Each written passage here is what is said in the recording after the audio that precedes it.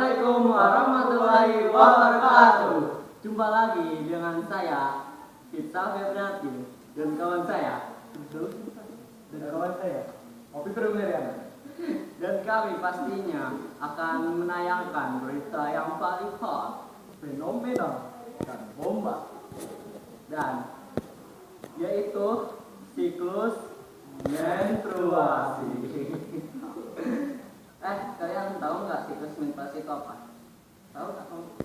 Menurut saya, siklus menstruasi adalah situasi dan proses di dalam vagina perempuan. Kalau kamu? Saya sih itu ya. Jadi itu ada ovum ya. Apa ya, kayak sel telur yang tidak terbuahi. Jadi dia bertelur kalau tidak jadi darah. Oh gitu. Nah, tapi saya masih bingung nih. Pastinya gimana ya? Saya bingung. Maka dari itu saya mau menyampaikan berita nih. Dengarkan baik-baik ya. Mari kita membahas. Oke, sama-sama ya. Ini dia siklus menstruasi. Siklus menstruasi yaitu karena sel telur meninggalkan ovarium dan ditangkap oleh embrio dan masuk saluran sel telur atau tuba fallopi. Telur yang masuk ke tuba fallopi akan mengalami dua kemungkinan, yaitu dibuahi atau tidak sama sekali. Dua hal tersebut akan berdampak pada pertumbuhan, yaitu dengan dinding rahim. Namun, bila tidak terjadi pembuahan, akan diikuti peristiwa yang dikenal dengan menstruasi atau haid. Bila terjadi pembuahan, akan diikuti peristiwa kehamilan. Dan ada 4 macam tindakan siklus menstruasi. Yang pertama, fase menstruasi, kedua fase praovulasi, fase ovulasi, dan fase pasca ovulasi. Dan teman saya akan menayangkan tentang fase menstruasi. Ini Fase menstruasi. Bila sel telur tidak dibuahi, maka setelah berusia tertentu, output level yang merupakan penghasil hormon estrogen dan progesteron menghentikan aktivitasnya. Akibatnya, kadar hormon tersebut di dalam darah mengalami reduksi mendadak. Peristiwa ini terjadi pada 5 hari awal menstruasi. Selanjutnya, fase praovulasi. Nah, yang akan dibacakan oleh teman saya. fase ovulasi. Fase ovulasi yaitu turunnya progesteron memungkinkan hipofisis menyekresikan FSH, lalu merangsang folikel dalam ovarium untuk memproduksi hormon estrogen. Nah, estrogen ini akan menghambat hipofisis memproduksi FSH, tetapi memacu hipofisis memproduksi FSH. Samping itu, estrogen juga mengalami penebalan endometrium rahim. Dan selanjutnya yang akan dibahas oleh Firdaus Mutaqin Namafal. Terima kasih. Saya Sial Februari. Ya, sama-sama. Yang ketiga adalah fase ovulasi. Fase ovulasi terhentinya produksi FSH oleh hipofisis akibat pengaruh tingginya kadar estrogen, memungkinkan hipofisis memproduksi hormon LH. Hormon LH merangsang pematangan ovum dan meninggalkan folikel. Peristiwa ini disebut ovulasi. Ya, akan dibacakan kembali oleh teman saya Rizal Februari. Teman-teman dan kawan-kawan, inilah masa akhir dari siklus menstruasi yang sangat menjadikan. Ini dia fase pasca ovulasi. Fase ini merupakan waktu antara ovulasi dengan menstruasi berikutnya. Jadi berlangsung dari hari ke-15 hingga hari ke-28. Hormon yang berperan fase ini adalah progesteron dan estrogen yang dihasilkan oleh korpus luteum. Terima kasih. Jadi, teman-teman, kesimpulannya apa sih?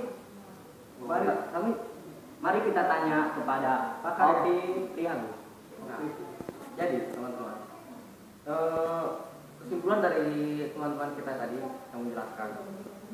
Jadi masa menstruasi itu terjadi dikarenakan sel telur yang keluar dari ovum. Jadi itu tidak sempat terbuahi oleh sperma yang luar dari yang lawan jenis. Ya, jadi dia itu tidak terbuahi, jadi dia jadi pertama itu ya, jadi di vagina itu dia terjadi penebalan. Jadi penebalan, lalu situ keluar sel telur. Nah, di situ jadi di situ ya jadi dia tidak sempat terbuahi. Jadi ya melebur dan akhirnya keluar darah ya. Iya, keluar darah. Keluar darah. Biasanya menstruasi itu terjadi di kala ini yang normal ya. Yang normal itu sebulan sekali. Pak, tunggu dulu. Tapi by the way, fase-fasenya apa aja tadi yang dibahas kita ini loh?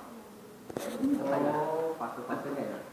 Kalau fase-fasenya itu, fase menstruasi itu ada fase menstruasi, ada juga fase praovulasi, ada juga fase ovulasi dan pasca ovulasi.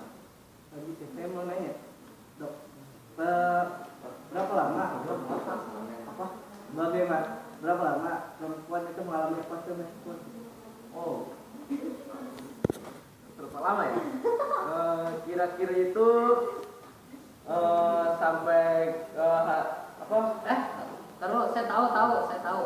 berapa? Yaitu sekitar kurang lebih 7 hari deh. Tapi katanya maksimal itu 14 hari. Ya saya nanya di salah satu korban bencana situs menstruasi. Kalau lebih begitu akibatnya apa? Nah, kalau misalnya maksimal 14 hari, biasanya akan bertanda-pertanda gitu, penyakit-penyakit gitu. Nah, biasanya kambuh tuh sakit perutnya sebelum siklus menstruasi. Lalu, perutnya sakit. Nah, kadang yang perutnya sakit itu disangka kata wanita-wanita itu mah, tapi pas ditanya itu adalah apa? Iya, ya gitu deh. Kalau mau keluar gitu tuh, mau keluar si darah itu.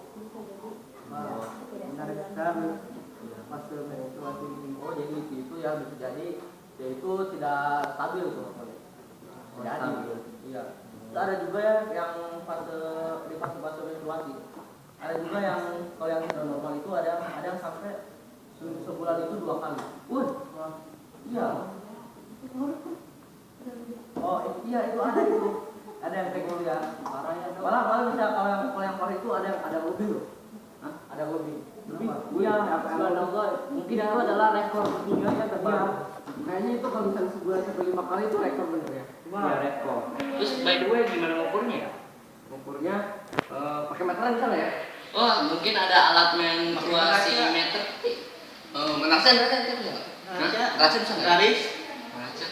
Oh, penggaris. Oh, mungkin bisa kali ya. Ya, udah gimana dok? Nongedan. Aku juga jadi bingung. Jadi fase menstruasi adalah fase yang terjadi di kala keluarnya darah kotor dari organ intim wanita. Nah, teman-teman, terima kasih karena kalian sudah menonton kami dalam acara siklus menstruasi. Jadi, kalau kalian pengen lihat dari kita itu, yang lainnya bisa dilihat di YouTube ya. Yang bawah ini ada di bawah. Stres. Nah, ingat jangan lupa nonton YouTube yang namanya Opi Priagung, oke? Ya. Banyak di sana ada video-video trek, balapan liar dan banyak lagi. Oke, terima kasih. Oke, cukup dari saya. Terima kasih. Wassalamualaikum warahmatullahi wabarakatuh.